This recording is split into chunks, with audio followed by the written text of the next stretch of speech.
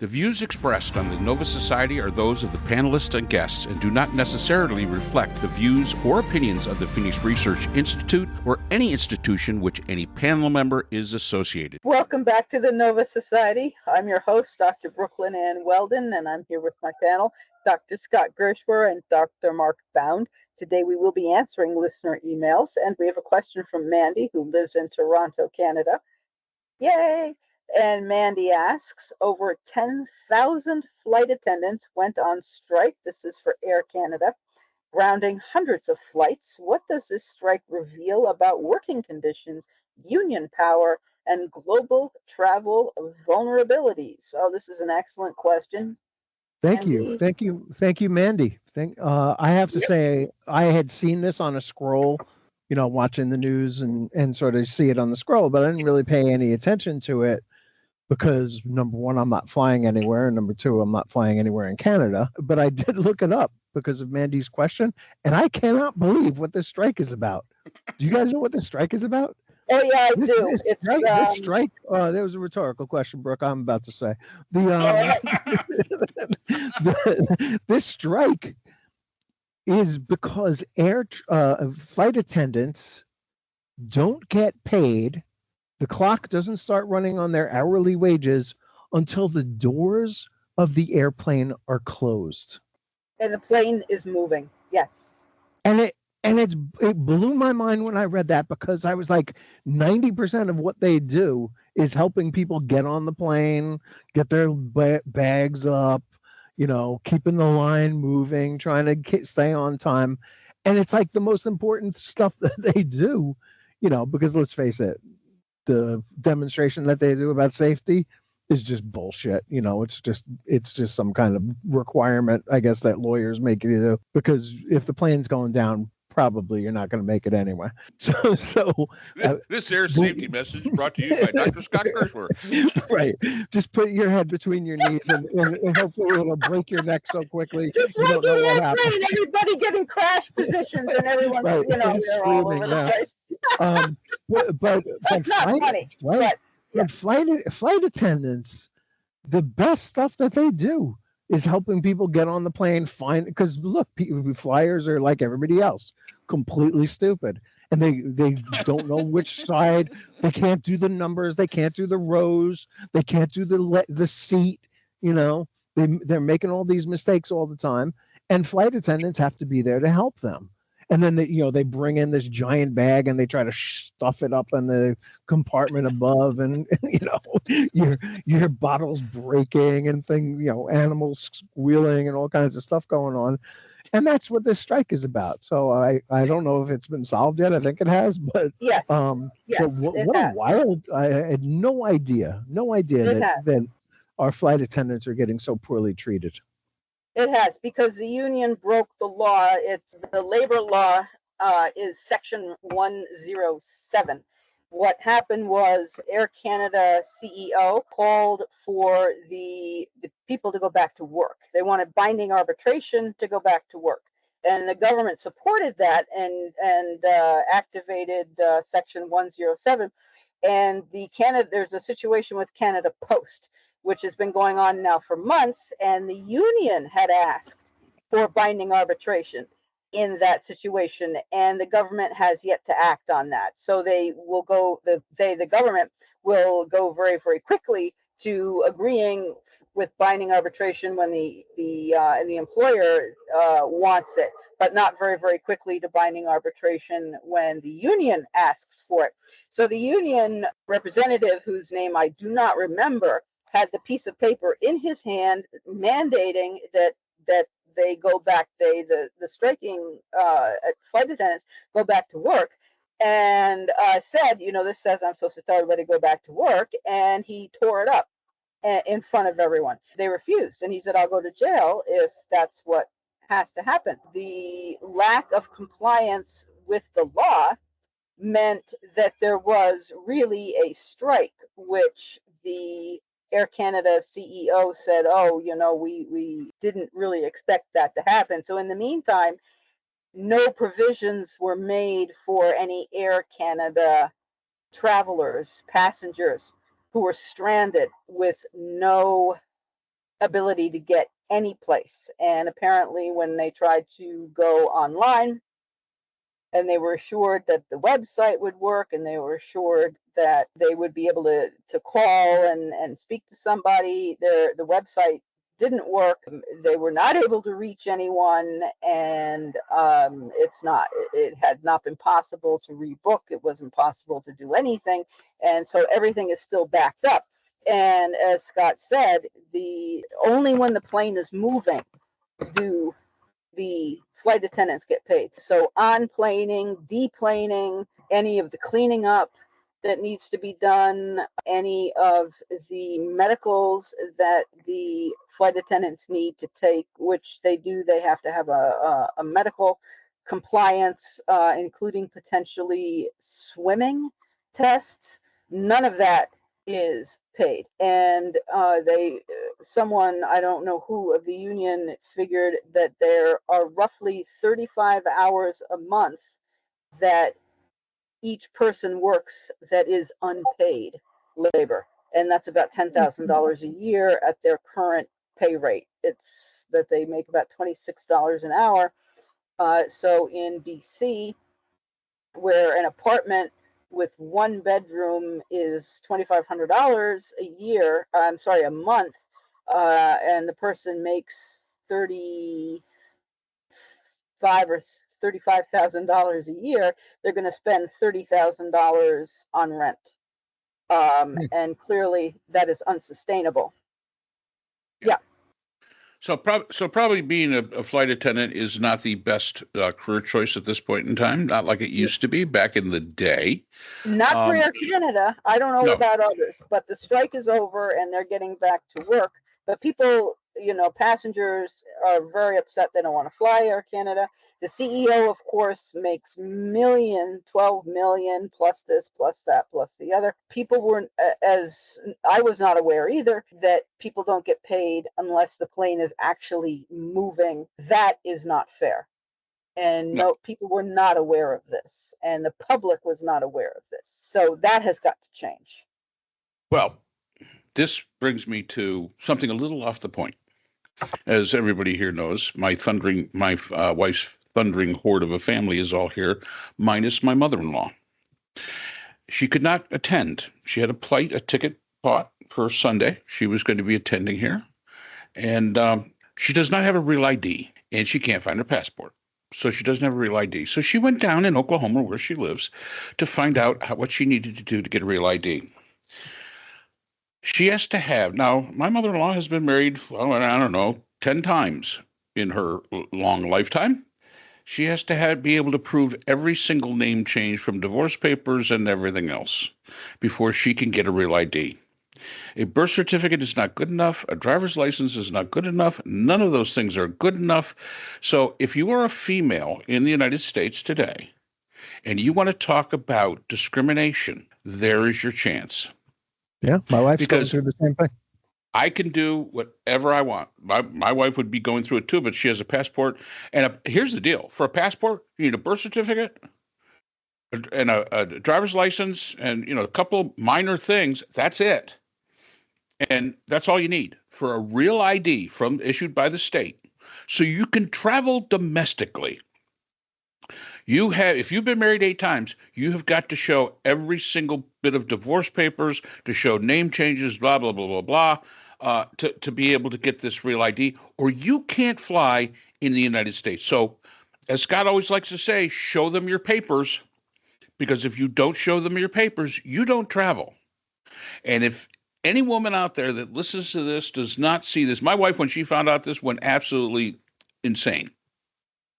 My mother-in-law is 85 years old.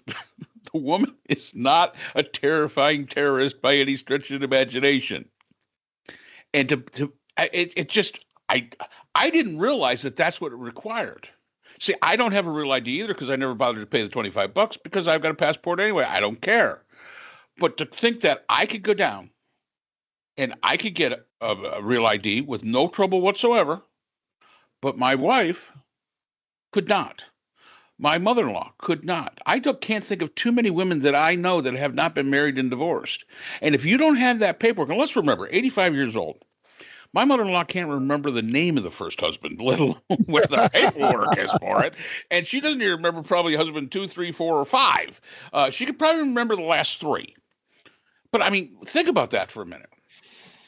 You have got to have this basket of papers to get yourself on an airplane. So again, to Mandy, global travel vulnerabilities. Now you're in Canada, and I do love Canada. I actually like flying Air Canada. I've flown to Calgary and to Vancouver and to Toronto numerous times on Air Canada. I like the airline. But when you want to talk about travel vulnerabilities in the United States, that is a huge travel vulnerability. Over half our population, if they've ever been married before, has got to bring their little basket full of papers to be able to fly, unless they want to go and they want to take the time, and spend $220 to get themselves a passport, where a real ID costs you $25. So, there are vulnerabilities in travel, especially here in the United States now, which is absolutely unfathomable to me. What happened to the idea of traveling from state to state? And like I said, my 85-year-old mother-in-law, she's not a terrorist. What are we doing? What the hell are we doing? It is. I don't know where it came from. I don't know what it's for. My wife is going through this now. She had a hearing the other day, and they agreed to see her again. I think she's going back in like late September or something like that. She has to bring all her papers. And she said that day she's going to go to the DMV to make sure that she gets this thing. But she's supposed to fly to Mexico in November, I think it is, early November. And she's like, I don't know how to book this flight because I'm hoping to have a real ID. Should she just use her passport to do it? The name that's on her passport. Your passport will be good. Is good enough. You either have to have the real ID on the little star on your driver's license, or you can use a passport. Yeah. Passport is fully valid. And when you said it is like so discriminating against women, absolutely true. She's got a whole bunch of different names. Her name is Rose Marie Claire Savino Gershwer, or something like that. And out of all of that, she's got to figure out which one. And everybody calls her Rory because her mother's name was also Rose Marie. So they didn't want to confuse anybody, so they nicknamed her Rory. And she's got to go through these shenanigans to do this, and she's not sure whether she's gonna, be able to make this flight. It's absolute insanity. My driver's license says McLovin, and I can get on a plane, and nobody thinks twice about it. No, it says nothing. No, I mean, again, if you got a passport, you're good to go.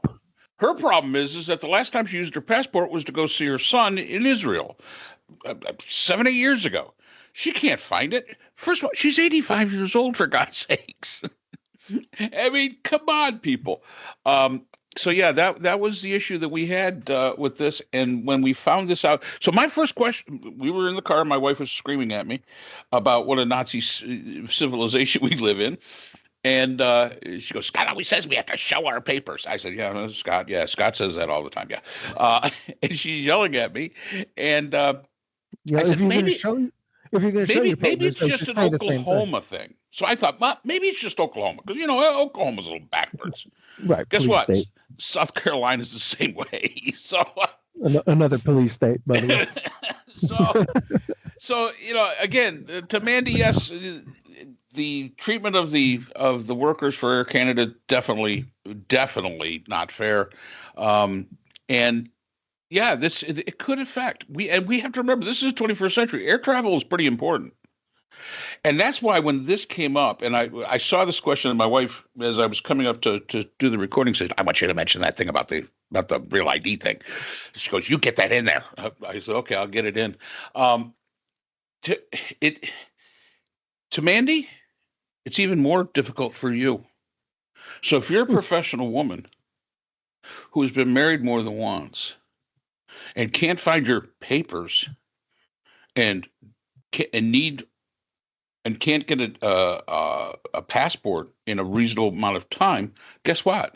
you're shit out of luck compared Yeah. to your male counterparts. So yeah, that's But I also, Mark, I don't want to let this go without saying that I know. people should look at what the airline that they're going to book on, if they're being fair to their workers. And Oh, absolutely. I had no idea. Like number two is American Airlines. Actually, number one is Alaska. So okay, nobody's taking that. American Airlines, Well, good. they have doors that fall off. We don't want to go on that. Delta Airlines, surprisingly good because it's good crap in so many other ways. Let me see. Give a shout out. Southwest, number 4 on the list, highest paid Nice. flight attendants in the industry. So go Southwest. I think you have to sit on the floor, but at least they help you. United Airlines, not too bad. I don't see JetBlue on here, which is where I do most of my flying, and they're not on this list, so Or Spirit. they're bad. So I'm pretty sure Spirit is done, but yeah, come on, JetBlue, do better. Make this list of people who are airlines that are fair to your employees. This is crazy stuff. Flight attendants should be paid from the minute the plane lands, and they start getting ready to get on that plane and get people off and on. It's just and then get paid the whole time, the whole way through. Not just when the plane lands, but from the minute they get to the airport, start paying them. Okay. Yeah. I'd like to know if the walking at the pilots. airport or something, and when they get to in their airport entrance, for example, or whatever. I don't know if they have a special entrance. Hit the button or scan in or whatever, and then they get paid. Start getting paid. I mean, they're in the airport and they're starting their work. Yep, totally What's agree. so hard about that? My question would be: is what's the rules for the pilots? Yeah, I wonder how that goes, because I got that's a bad job. If I've got a disgruntled flight attendant, sure, she's going to throw that one little tiny bag of peanuts with 3 peanuts at me. All right, I can live with that. If I got a disgruntled pilot, I'm not feeling so good. I'm just not feeling so good. I'm with you there. So it's a bit of a fright. You end up with that Malaysian airline. By the way, I want to give a shout out to Air Singapore, which I have flown on 2 occasions. The most beautiful stewardesses or flight attendants, whatever they're called these days, in the world. Air Singapore, what an amazing flight. I didn't look at the movie once, and just watching these gals walking up and down, I was like amazed. And the great thing about it is that all the guys on the plane from Air Singapore look like World War II caricatures of Asians. So that's also, it makes you feel really good about the whole experience there. So Air Singapore, that's the one. And I can actually give a shout out to Lufthansa. I have never once had a bad experience on Lufthansa. And the other one, if it wasn't Lufthansa that I would definitely fly, would be KLM, Royal Dutch. The Dutch know how to do it.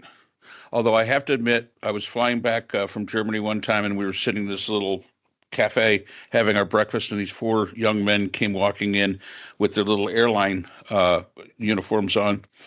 And I said, my God, those guys don't look like they're old enough to shave. And I didn't recognize the uniform. And when we got out of the plane, it was those 4 guys flying the plane. It was the Royal Dutch. And I thought, oh, God, they don't even look like they're old enough to reach the pedals. But, it had an absolutely fabulous flight. Royal Dutch, Lufthansa, love those 2 airlines. So, yeah, hopefully, Mandy, we did answer that one. But remember, if you've been previously married in the United States, you will be discriminated against in travel. Yes. Okay. Get us out of here, Brooke. Take us home. All righty. So thank you, Mandy, very much for your question, and thank you for writing to us from Toronto. And I think a lot about Toronto and when I lived there. Thank you for joining us, and thank you to everyone who has joined us and continues to join us. Do send us in your questions and comments. We do enjoy seeing those, and Mark may pick them out of his magic bag of questions. If you're not yet subscribed on the platform of your choice, please do so and help us continue to grow our channel and our presence worldwide. And we will see you again next time on the Nova Society. The Nova Society is a production of Nova Society Media, a division of the Phoenix Research Institute. We'd like to thank our production partners, Buzzsprout, who hosts the Nova Society, Audacity, our editing partners, Apple iTunes, the largest source of podcasts and music on the internet, Spotify, the most popular platform for the Nova Society, and iHeartRadio, your source for all things music and podcasting. The Nova Society is available on all of these and other quality platforms listed in our description. We'd also like to thank all of our listeners. Without your support, the Nova Society would not be possible. If you have a question or comment, we can be reached at nova.society.podcast@gmail.com. So for Dr. Brooklyn Ann Weldon, Dr. Scott Gershwer, and all of our production partners here at the Nova Society, I'm Dr. Mark Bound. Remember, the true power in society is knowledge. Thanks for listening, and we will see you again next time. We'd like to thank our sponsor for this episode, the Phoenix Research Group, an independent research consortium offering social-political issue solutions to NGOs and international government agencies through multidisciplinary, nonpartisan, and unbiased research. The Phoenix Research Group is a division of the Phoenix Research Institute, the producer of the Nova Society podcast.